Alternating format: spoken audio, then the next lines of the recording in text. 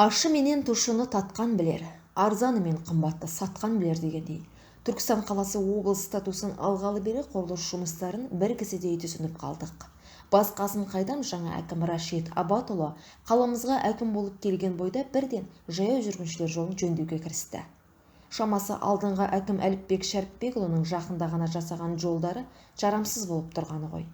Дегенмен бұл жолы да сергеленге салынған тағы да сол жаяу жүргіншілер жолы. Құрылыс басынан техникалық құжаттарын таппай әлекпіз.